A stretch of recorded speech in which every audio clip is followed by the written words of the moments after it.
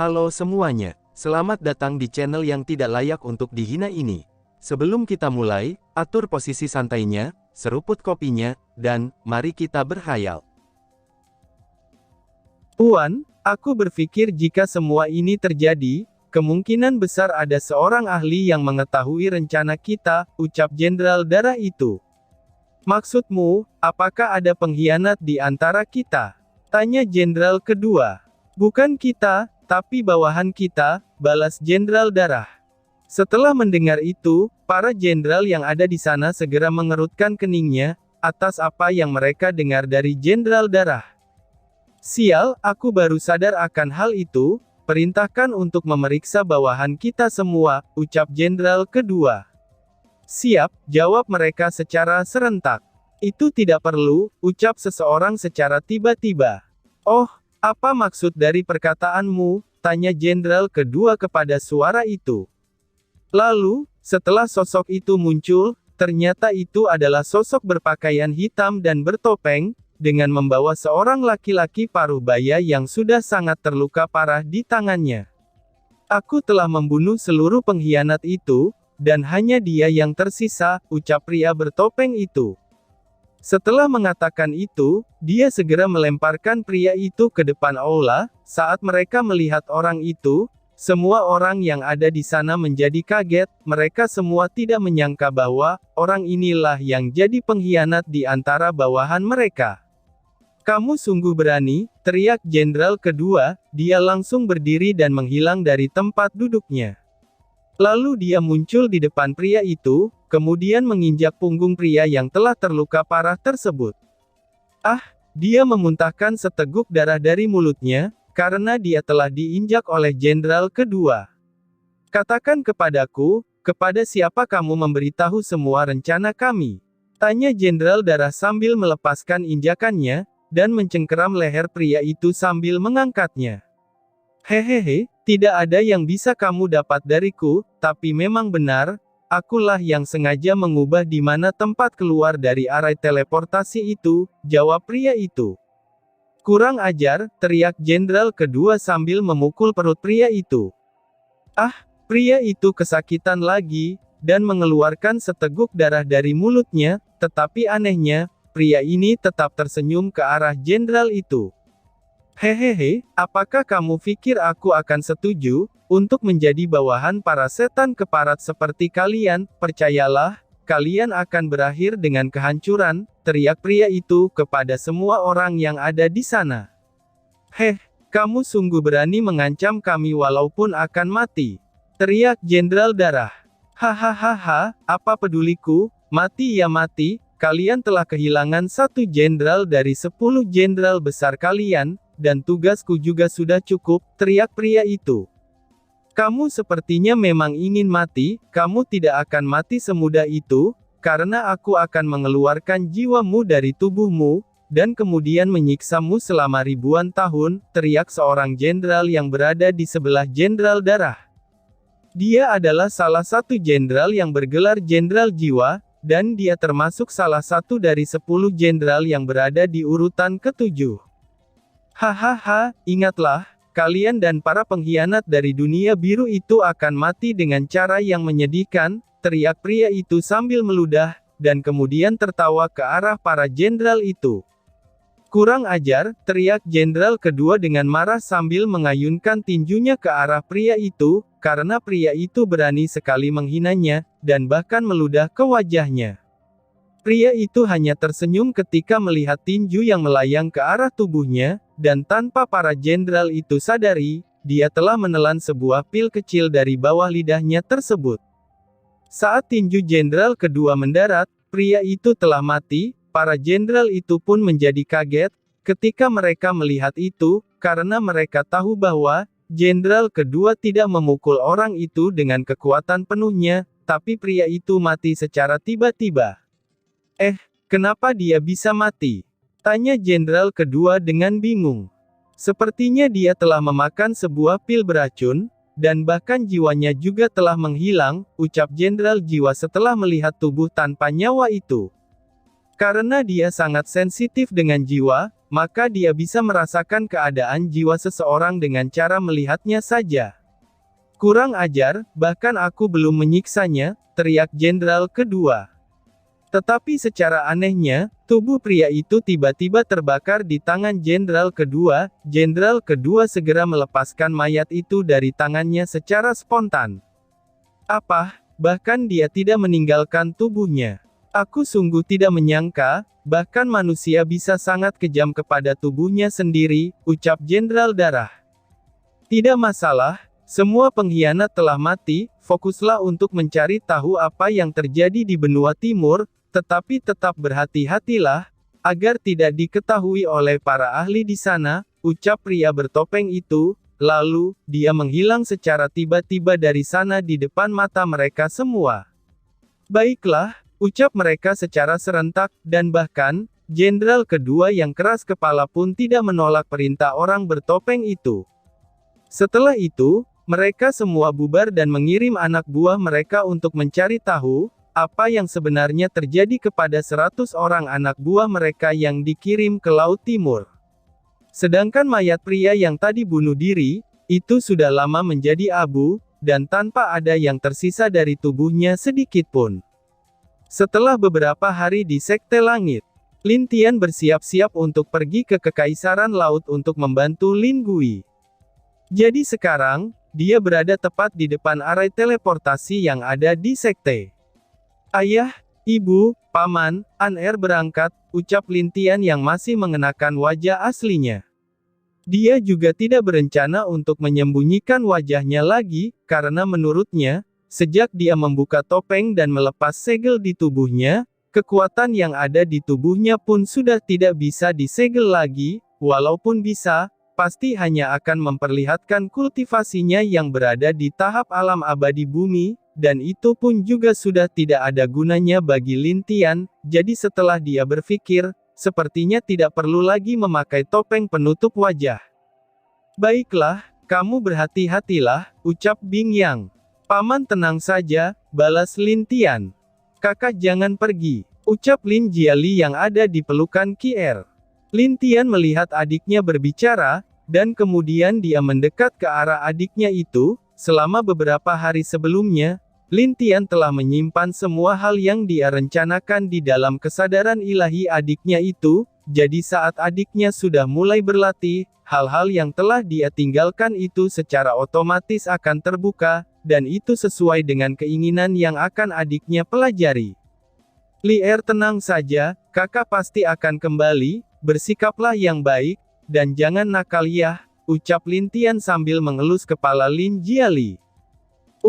Li Er akan, ucap Li Er. Bagus, balas Lin Tian. Berhati-hatilah berada di luar, jika lelah, kembalilah ke sekte, ucap Kier. Iya bu, balas Lin Tian. Lalu dia berjalan ke arah arai teleportasi, dan arai tersebut sudah dikoordinatkan di dekat Kekaisaran Laut Timur, walaupun tidak tahu di mana dia akan diteleportasi, tapi itu pasti akan dekat dengan kekaisaran tersebut. Sebenarnya, Lin Tian bisa langsung muncul di Kekaisaran Laut Timur menggunakan arai itu, tetapi sejak beberapa hari yang lalu, koordinat Kekaisaran Timur telah sepenuhnya terkunci, itulah sebabnya, dia tidak bisa menggunakan arai teleportasi menuju ke Kekaisaran Timur secara langsung. Baiklah, aku berangkat, ucap Lin Tian. Iya, balas mereka semua yang ada di sana. Lalu Lin Tian masuk ke arai itu, dan kemudian menghilang dari pandangan Lin Hou, Bing Yang, dan beberapa para tetua dari Sekte Langit. Li Er, jadilah anak yang baik, ucap Lin Tian. Ibu, kakak akan kembali kan? Tanya Lin Jiali sambil menatap Kier. Tentu saja sayang, kakak akan kembali, kan ada adiknya di sini. Bagaimana mungkin kakak tidak kembali untuk bermain dengan Li Er yang imut ini, balas Kier sambil tersenyum. Yang lain juga tersenyum mendengar pertanyaan Lin Jiali kecil itu, dan mereka juga tahu bahwa, Lin Tian telah melakukan banyak hal untuk kultivasi gadis ini ketika dia besar. Mereka juga tahu kenapa Lin Tian sampai melakukan hal itu karena dia memang sangat menyayangi adiknya ini, tetapi alasan utamanya adalah, Mungkin dalam beberapa tahun lagi, Lin Tian sudah naik ke dunia dewa, jadi, jika dia sudah naik, dia sudah pasti tidak akan bisa mengajarkan banyak hal kepada Lin Jiali. Maka dari itu, dia meninggalkan semua yang dia pelajari dan dia dapatkan selama ini kepada Lin Jiali, apalagi sejak dia bangun, gadis kecil itu sudah berada di tingkat alam bumi tahap ketiga, dan itu membuat para tetua menjadi sangat iri padanya. Lin Jiali hanya mengangguk sambil menggigit jarinya. Lin Tian yang masih di dalam lubang hitam itu baru saja keluar, dan dia muncul di bentangan laut yang luas, dan itu membuat dirinya bingung, ketika dia melihat ke semua arah di sekitarnya. Bagaimana mungkin aku bisa menemukan kekaisaran laut dari tempat ini? Aku sendiri bahkan bingung dengan arah di sini, ucap Lin Tian sambil berpikir. Di dalam kebingungannya, di dekat Lin Tian ada banyak hiu besar yang sedang mengejar sosok wanita cantik, tapi wanita tersebut dari kepala sampai pinggangnya, itu berbentuk manusia, dan sedangkan dari pinggang hingga ke bawahnya, itu mirip seperti seekor ikan. Wanita itu adalah Putri Duyung, salah satu penghuni lautan yang luas di dunia biru tersebut. Hahaha, kejar Putri Duyung itu, setelah kita menangkapnya, mari bermain dulu sebelum mengirimnya kembali ke istana, ucap seseorang yang memiliki baju besi berwarna emas. Pria tersebut sedang duduk di atas hiu besar itu. Benar Kapten, kita harus merasakan tubuh wanita duyung itu dulu, hahaha, ucap salah satu pria yang duduk di atas hiu itu. Jumlah mereka ada 5 orang, dan setiap orang tersebut mengendarai ikan hiu sebagai tunggangan mereka. Sedangkan wanita yang dikejar tersebut, sepertinya sudah terluka di sekitar tubuhnya, dia berusaha sekuat tenaga agar bisa lari dari kejaran para penunggang hiu itu. Wah, Lin Tian yang melihat segerombolan orang yang menaiki ikan hiu itu cukup tertarik ketika melihatnya, karena dia baru pertama kalinya melihat seseorang yang menunggangi ikan di lautan ini. Tetapi setelah cukup kagum akan orang yang mengendarai hiu itu, dia melihat ke arah depan ikan hiu itu yang sedang dia kejar. Di sana, dia melihat seorang manusia bertubuh ikan sedang dikejar. Lin Tian tidak langsung menolongnya, tapi dia mendengarkan pembicaraan para penunggang hiu tersebut. Setelah mendengar itu, Lin Tian kaget dan segera mengetahui bahwa Putri Duyung itu adalah salah satu pelayan dari Putri Kekaisaran Timur, yang kini sedang melarikan diri dari kudeta yang terjadi di Kekaisaran Laut. Sedangkan para penunggang hiu itu, mereka adalah anak buah dari pengkhianat Kekaisaran Laut. Lin Tian tidak menunggu lebih lama lagi, dan langsung menolong wanita duyung tersebut. Lin Tian segera muncul di depan 5 ikan hiu itu sambil tersenyum. Kenapa kalian mengejar seorang perempuan lemah dengan jumlah seperti ini, bukankah hal tersebut tidak terlalu sopan? Ucap Lin Tian. Siapa kamu? Tanya pemimpin dari ikan hiu itu. Aku hanyalah seseorang yang sedang lewat, jawab Lin Tian. Lalu tanpa menunggu jawaban dari mereka, Lin Tian berbalik menghadap Putri Duyung yang sudah tetap di posisinya di sana. Dia masih menatap Lin Tian dengan bingung, dan agak sedikit takut saat Lin Tian tersenyum ke arah laki-laki itu. Apakah kamu kenal dengan Lin Gui? Tanya Lin Tian. Bagaimana kamu tahu tentang Kaisar Lin kami? Tanya wanita itu dengan bingung. Sepertinya kamu tahu tentang dia, lalu, kamu ini sebagai apa dari kekaisaran itu? Tanya Lin Tian. Aku adalah pelayan dari Tuan Putri, dan aku diperintahkan Putri agar pergi ke kota laut, untuk memberitahukan seseorang yang bernama Lin Tian agar membantu Kaisar Laut, jawab wanita itu. Oh, begitu ya, tunggu di sini sebentar, akulah orang yang kamu cari, ucap Lin Tian. Wah, benarkah kamu adalah Lin Tian? Tanya wanita itu dengan bingung dan kaget. Benar sekali, balas Lin Tian, lalu Lin Tian menghadap ke depan, dan melihat orang-orang yang mengendarai hiu tersebut. Siapa kamu? Jangan halangi tugas kami, ucap pemimpin yang mengendarai hiu tersebut. Siapa aku? Kalian tidak perlu mengetahuinya, berani menyentuh saudara kelimaku, maka harus mati. Balas Lin Tian. Lalu, Tanpa sadar Lin Tian menghilang begitu saja dari tempat dia tadi berada, dan dia segera muncul di depan para penunggang ikan hiu itu. Kemudian dia mengayunkan pedangnya ke arah mereka semua, dan mereka semua juga sangat kaget karena tertangkap dan tidak siap dengan itu. Sing sing, bang, seluruh orang di sana terpotong menjadi dua bagian, dan bahkan, hiu yang mereka kendarai hanya tersisa tubuh sebelahnya saja, mereka semua akhirnya terbunuh oleh pedang Lin Tian. Wajar saja jika mereka mati, karena Lin Tian yang sekarang tidak menyembunyikan kekuatannya lagi, sedangkan mereka hanya berada di tahap alam bumi puncak. Wanita itu juga kaget, dan dia tidak percaya dengan apa yang telah dilihatnya. 5 orang yang mengejarnya tadi, mereka semua telah mati di tangan pemuda ini. "Hei, bagaimana keadaan kekaisaran saat ini?" tanya Lin Tian. Karena mendengar pertanyaan dari Lin Tian, wanita itu terkaget dan mulai menceritakan apa yang terjadi di Kekaisaran Laut Timur. Jadi, saudara kelima Lin Tian telah menjadi penguasa di Kekaisaran Laut karena kekuatannya, tetapi tiba-tiba saja, Tetua Agung mereka melakukan pengkhianatan terhadap kekaisaran mereka, dan sampai sekarang mereka semua masih berada di jalan yang buntu. Nama wanita duyung itu adalah Susi, dan dia adalah seorang pelayan Tuan Putri sekaligus teman masa kecilnya.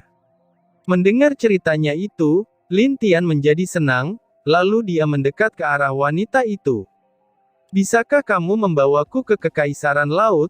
Aku tidak tahu di mana kekaisaran tersebut berada," tanya Lin Tian. Dia tampaknya sangat senang, karena dia bisa menemukan seseorang yang tahu arah di lautan tersebut.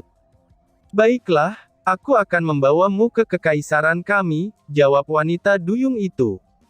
"Baguslah, terima kasih," ucap Lin Tian. "Tidak perlu, ini juga sudah menjadi tugasku," jawab wanita itu. Lin Tian hanya mengangguk, dan kemudian tersenyum biasa di wajahnya yang sangat tampan, dan bahkan, wanita itu pun juga terkagum-kagum dengan wajah Lin Tian. "Kekaisaran kami berada di dalam laut, apakah kamu bisa bernafas di dalam air?" tanya wanita itu. "Tentu saja dong, aku kan seorang ahli bela diri, tentu saja aku bisa," jawab Lin Tian. "Baguslah, apakah kita akan berangkat sekarang?" tanya wanita itu. "Tentu saja, mari, tunjukkan jalannya," balas Lin Tian. Lalu, Lin Tian mengendalikan seekor hiu yang cukup besar, yang lewat di sekitar mayat orang-orang yang dibunuh Lin Tian, dan memakan daging mereka yang berserakan itu. Lin Tian lalu bergerak menggunakan tunggangannya yang merupakan seekor hiu, sedangkan Putri Duyung tadi berenang di laut itu. "Adik, tunggu aku," ucap Lin Tian sambil melihat ke langit. Dan tiba-tiba saja bersambung. Sekian dan terima kasih banyak.